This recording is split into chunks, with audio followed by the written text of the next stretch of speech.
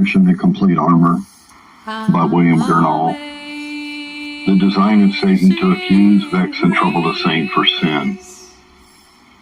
The second main design in which Satan appears such a subtle enemy is as a troubler and an accuser for sin, molesting the saint's peace and disquieting the saint's spirit.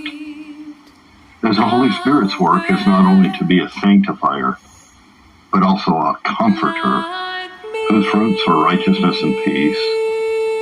So the evil spirit Satan is both a seducer to sin and an accuser for sin, a tempter and a troubler in that order.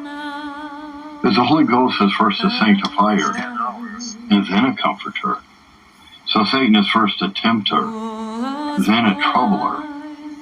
Joseph's mistress first tries to draw him to gratify her lust, but that design not working, she has another to trounce him and charge him. And for a plea, she has his coat to cover her malice.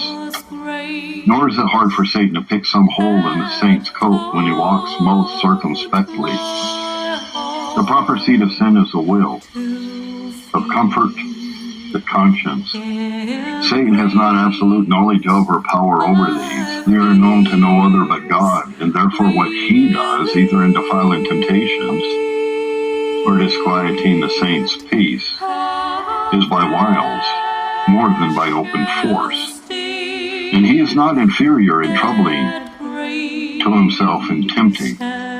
Satan has as a serpent a way by himself.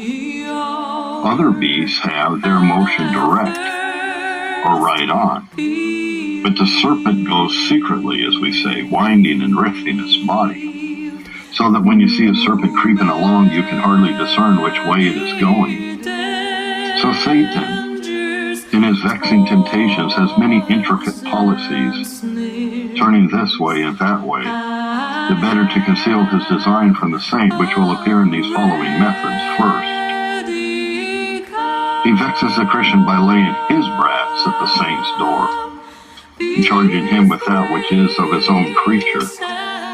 And here he has such a notable art. The many dear saints of God are woefully hampered and dejected, as if they were the vilest blasphemers and greatest atheists in the world, whereas indeed the cup is of the devil's putting into the sack.